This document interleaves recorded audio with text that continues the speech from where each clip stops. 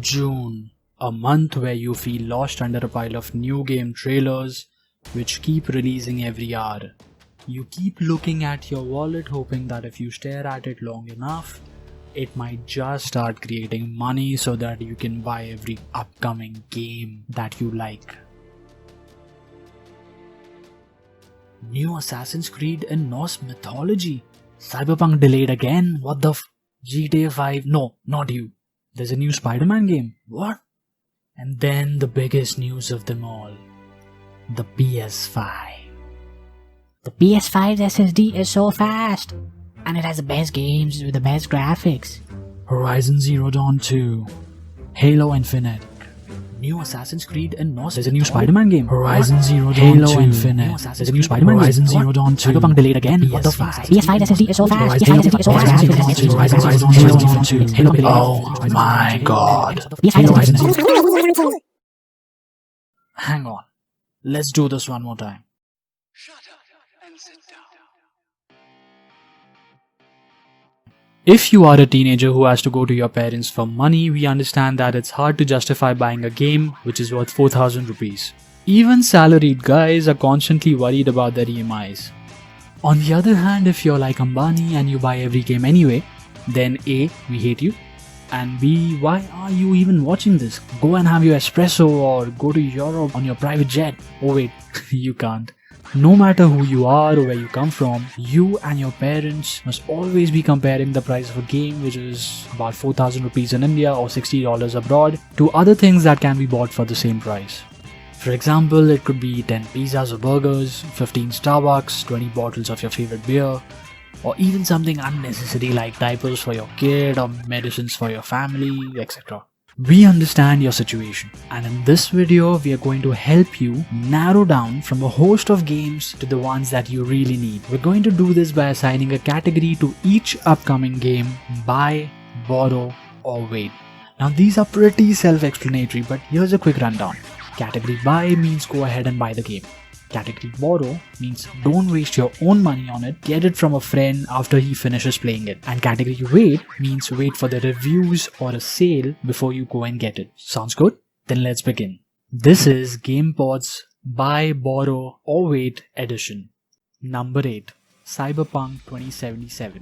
A. It is created by CD Projekt Red, who won multiple awards for their last game, The Witcher 3, including Game of the Year in 2015. And B. It has that guy from John Wick in it. If these two reasons are not enough for you to be thrilled about this game coming out, then the game's setting, which is very much like Blade Runner, should surely do it. It is set against the backdrop of a futuristic megacity where people have cybernetic modification technology available to them. Also, because of the constant threat of physical harm, all citizens are allowed to own and openly carry firearms in public, which is justified because Baba Yaga is on the loose.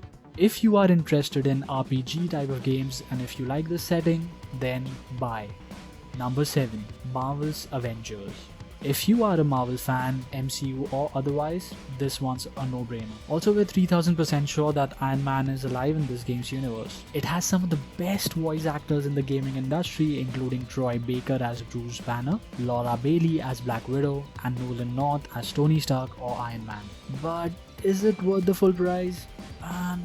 We don't think so. Let me elaborate.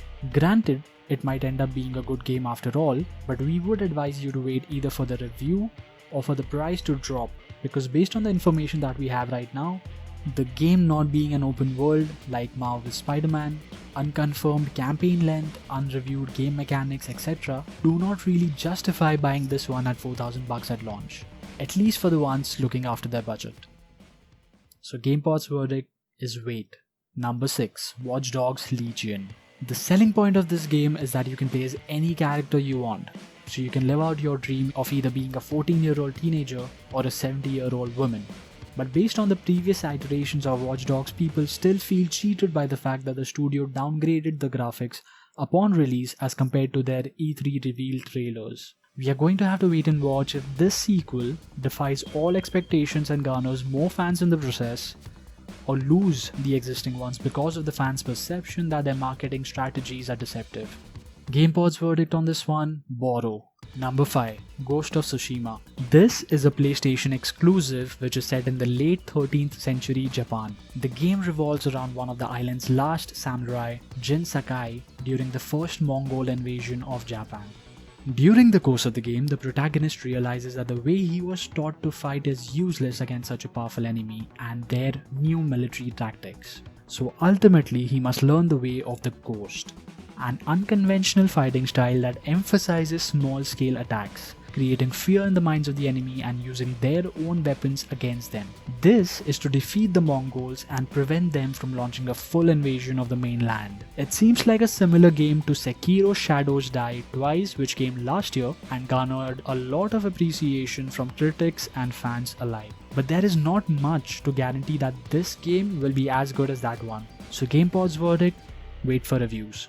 Number 4. Halo Infinite. We have Halo is pretty much the only response that Xbox fans blurt out when having a debate with their PlayStation counterparts on the quality of exclusives available on their respective platforms.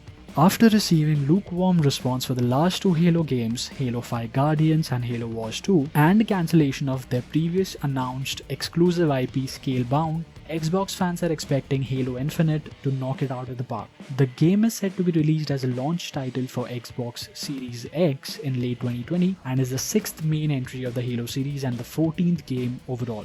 It will feature split screen again in response to the backlash of its removal in the previous game.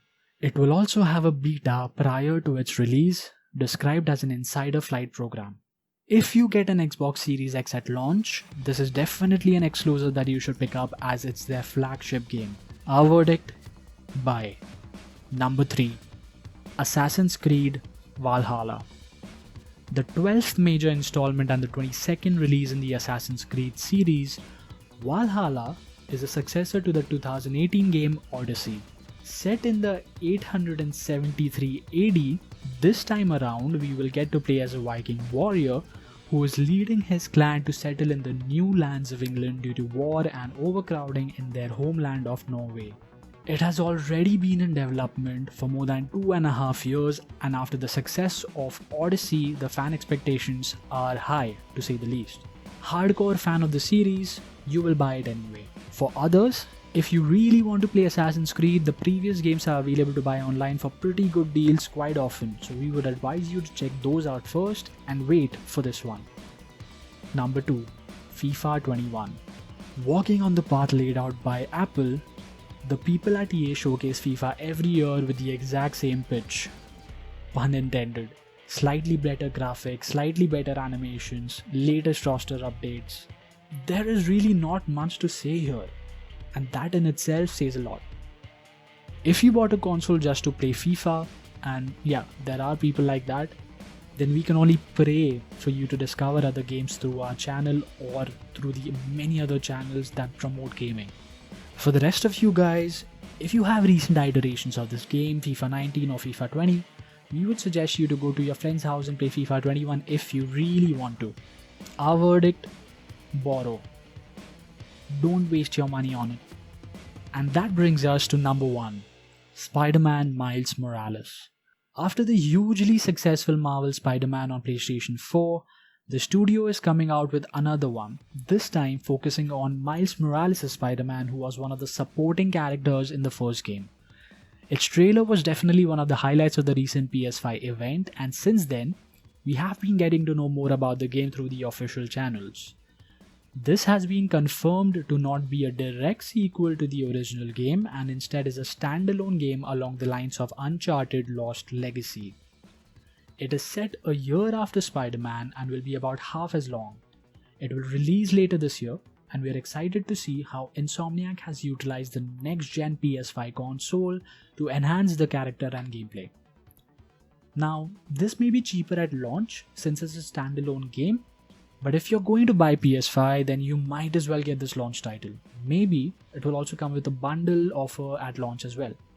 For others who are going to wait a while before buying the PS5, apparently you don't have a choice. And that brings us to the end of the video. We hope you enjoyed it. Please give it a thumbs up if you liked it and hit that subscribe button for more such content. This is Nishad. from GamePod Studios, and as always, stay safe and we'll see you in the next video.